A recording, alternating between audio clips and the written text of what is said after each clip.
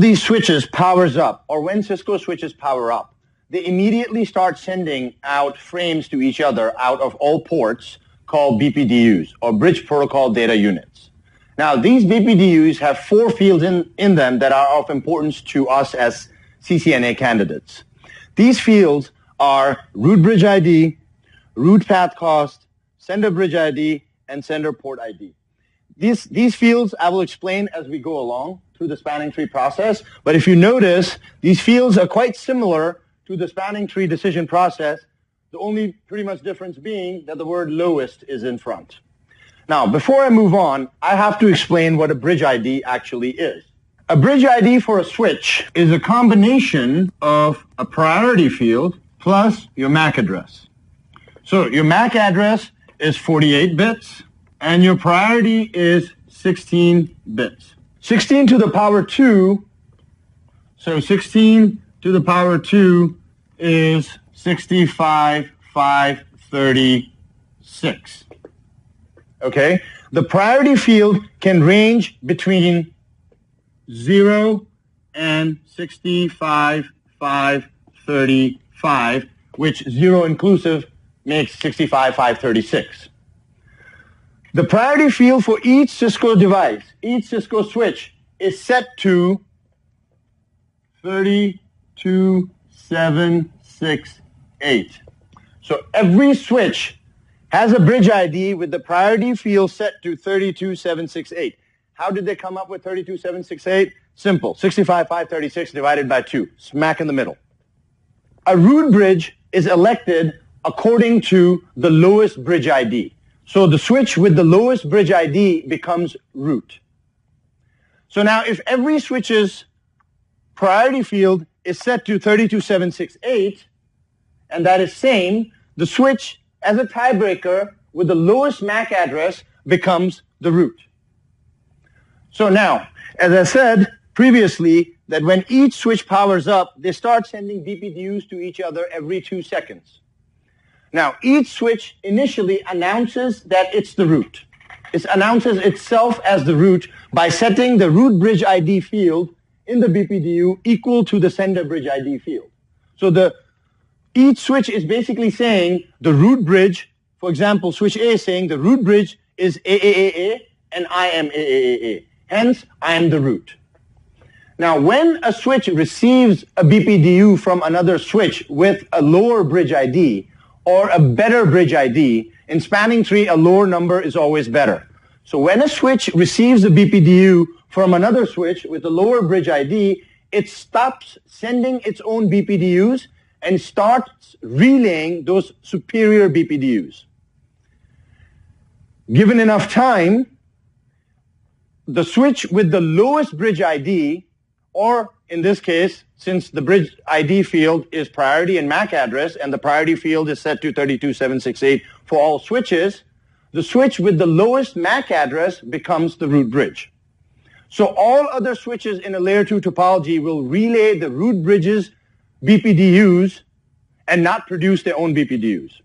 So in this case, switch A has a MAC address of AAAA, switch 2 has a MAC address of BBBB, switch 3 has a MAC address of CCCC, and switch 4 has a MAC address of DDDD. In this case, everybody starts off announcing themselves as root bridge by sending BPDUs with the root bridge ID field equal to the sender bridge ID field. Eventually, as you see in hex, A is a lower number, then C, then B, and then D. Eventually, in this topology, switch A will become root and continue sending BPDUs, and everybody else will be relaying the BPDU switch 1 sends. So in the 4-step decision process, the first step is the lowest bridge ID. And using just the first step, we have elected the root bridge. So the root bridge election occurs according to the lowest bridge ID.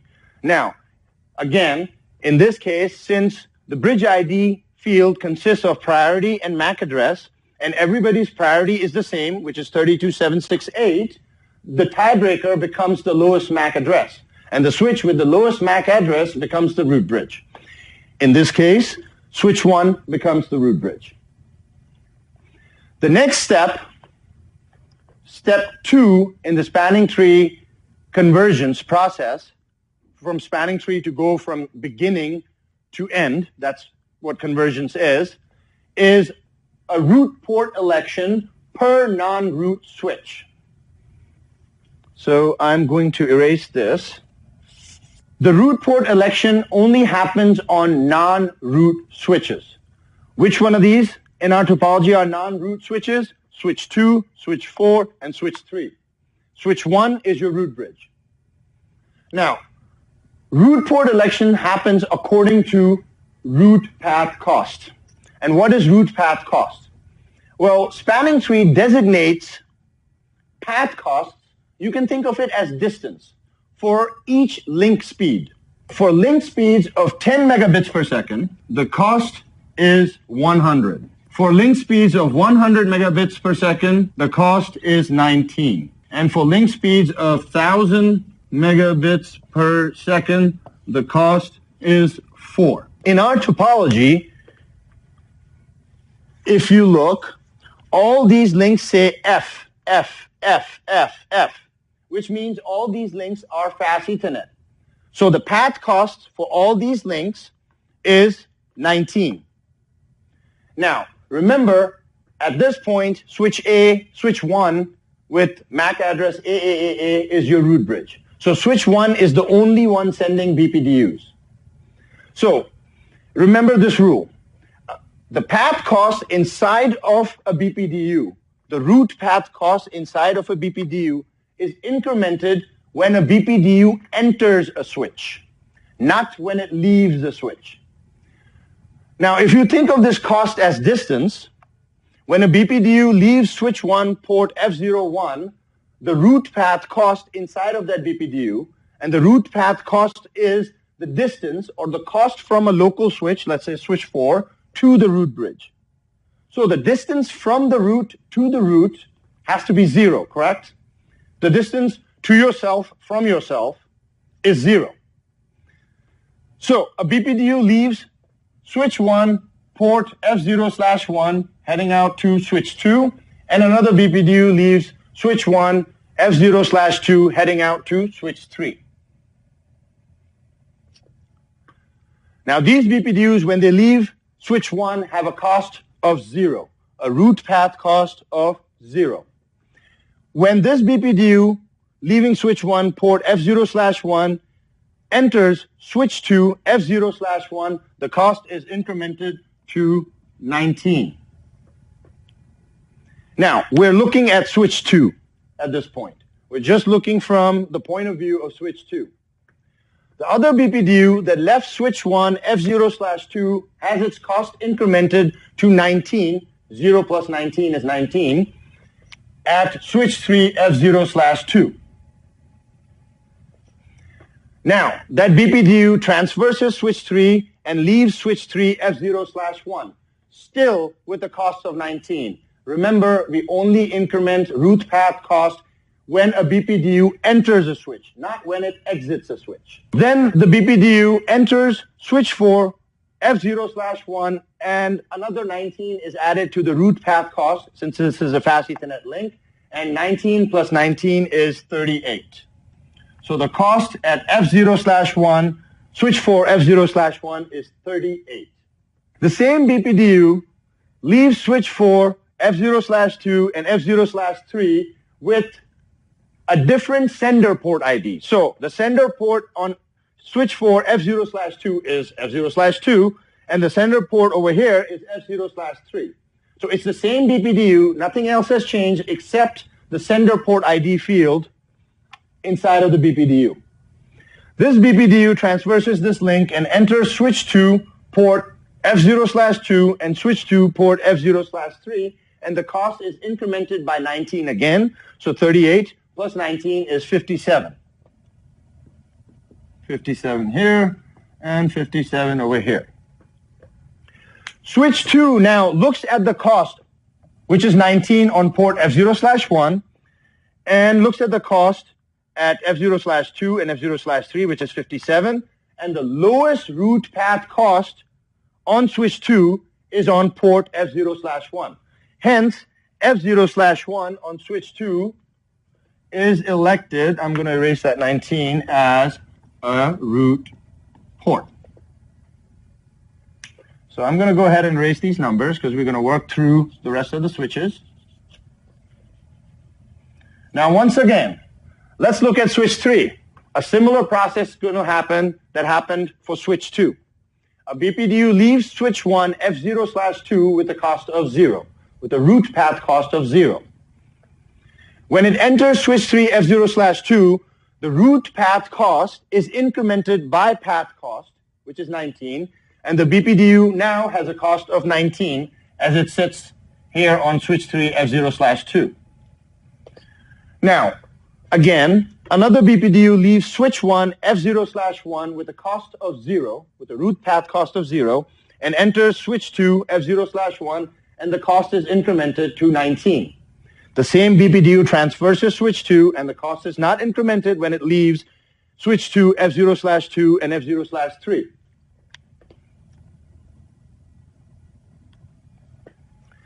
The BPDU enters switch 4 F0/2 and F0/3 with a different sender port ID, because the sender port ID from switch 2 will be F0/2 and F0/3, and the cost on that BPDU is incremented once again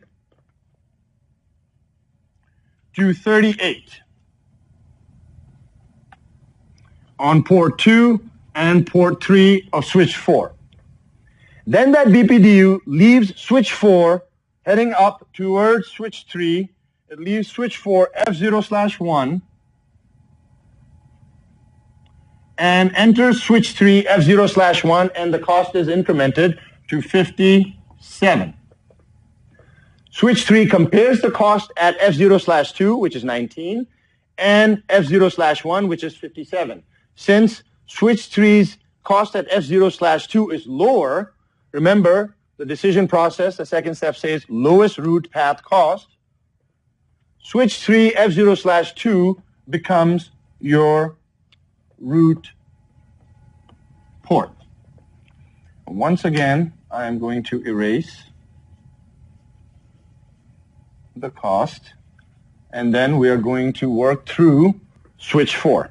Looking at switch 4 now, a BPDU leaves switch 1 port 2 F0/2 with a root path cost of 0 and enters switch 3 F0/2, and the cost is incremented by path cost, which is 19. So the cost is 19 over here. And then the BPDU transverses switch 3, leaves switch 3 F0/1, and the BPDU enters switch 4 F0/1, and the cost is incremented to 38. The other BPDU, the route sent out, left port F0/1 with a root path cost of 0 and enters switch 2 F0/1, and the cost is incremented to 19. Then this BPDU transverses switch 2, and it is converted to two separate BPDUs. It's actually the same BPDU, the only difference being that the sender port ID field inside of the BPDU now says port 2 for the BPDU leaving port 2 and port 3 for the BPDU leaving port 3. These two BPDUs enter switch 4 port 2 and port 3, and the cost for both of these is incremented to 38. At this point, switch 4 compares the cost at port 1, port 2, and port 3 and discovers that the costs are the same. So it cannot elect a root port yet. Hence, switch 4 has no other choice but to move to the third step in the spanning tree decision process, which being lowest sender bridge ID. Now, the sender bridge ID that switch 4 is receiving on port F0/1 is the bridge ID of switch 3 with the MAC address CCCC, and the priority being the same, 32768. And the bridge ID switch 4 is receiving on port 2 and port 3 is BBBB from switch 2. So the sender port ID is the ID, or the sender bridge ID is the ID of the sending switch, which is with the priority 32768 on switch 2 and MAC address BBBB. So switch 4 compares the sender bridge ID on port 2, port 3, and port 1. Since the sender bridge ID is lower, since BBBB is lower than CCCC, switch 4 now starts looking at port 2 and port 3 to elect a root port. Now, the sender bridge ID on port 2 is BBBB, is the bridge ID of switch 2. And the sender bridge ID on port 3 is also BBBB. So switch 4 now still can't decide whether port 2 or port 3 is going to be the root port. Hence, switch 4 has to move to the last step in the spanning tree decision process, which is the lowest sender port ID. So the sender port ID, which is the ID of the sending switch, on port 2 of switch 4 is 2, and the sender port ID on port 3 of switch 4 is 3. Since 2 is lower than 3, F0/2 on switch 4 becomes your root port. So at this point, we have concluded the second step in the spanning tree convergence process, which was elect a root port per non-root switch. So switch 2 has a root port, which is F0/1. Switch 4 has a root port, which is F0/2, and switch 3 has a root port, which is F0/2. The last step in the spanning tree convergence process is to elect one designated port per segment. So, as I mentioned earlier, there are 5 segments in this topology, between switch 1 and switch 2, between switch 1 and switch 3, between switch 3 and switch 4, this link between switch 3 and switch 4, and the 2 links between switch 4 and switch 2. So 1, 2, 3, 4, 5. Now at this time, when we were electing the root port, our view of the topology was based on we were sitting on each switch and looking at how BPDUs enter our switch. Now we're going to take a view of the topology by sitting on this segment. So there are 2 ports on the segment between switch 1 and switch 2. Which being switch 1 port 1 and switch 2 port 1. The designated port on each segment is also elected according to the lowest root path cost. So let's look at switch 1 first. On the segment between switch 1 and switch 2, the root path cost on switch 1 is 0. F0/1 is 0, since the distance from switch 1 to switch 1 is 0. And then the BPDU leaves F0/1 switch 1 and enters switch 2 F0/1, and the cost is incremented to 19. So between 0 and 19, 0 wins, since the lowest root path cost wins, port 1 switch 1 becomes the designated port. So I'm going to put a D on port 1 for switch 1. Now, on the segment between switch 1 and switch 3, the root path cost at switch 1 F0/2 is 0, and the root path cost at switch 3 F0/2 is 19. So between 0 at switch 1 and 19 at switch 3, switch 1 F0/2 becomes your designated port. Always remember, all ports on a root bridge will become designated port. No matter what segment, no matter who they are connected to, on every segment, the cost from the root to itself is 0. So all ports on a root bridge will become designated ports. Now let's look at the segment between switch 3 and switch 4. The cost in the BPDU, the root path cost inside of the BPDU, as it leaves switch 1 and transverses switch 3, and then leaves switch 3 F0/1 is still 19. When this BPDU enters switch 4 F0/1, the cost is incremented to 38. So 19 at switch 3 F0/1 and 38 at switch 4 F0/1. So between 19 and 38, switch 3 F0/1 becomes your designated port. Now let's look at the last 2 segments between switch 4 and switch 2 and switch 4. The root path cost at switch 2 F0/2 and F0/3 is still 19. It was 0 as the BPDU left F0/1, switch 1, the root, it got incremented to 19 at switch 2 F0/1. And when the BPDU leaves switch 2, F0/2 and F0/3, the cost is still 19. Remember, the cost is only incremented when a BPDU enters a switch. So when this BPDU travels, when these two BPDUs travel and enter switch 4, F0/2 and F0/3, the cost is incremented from 19 to 38. So the cost is 19 at F0/2 and F0/3 of switch 2, and the cost is 38 at F0/2 and F0/3 of switch 4. So F0/2 and F0/3 of switch 2 becomes designated. Now, are we done with the spanning tree convergence process? Yes, we are. Now, at this point, we got to see what happens to these ports. Are they put in blocking? Are they put in forwarding? Now, can we forward traffic? So let's get to that.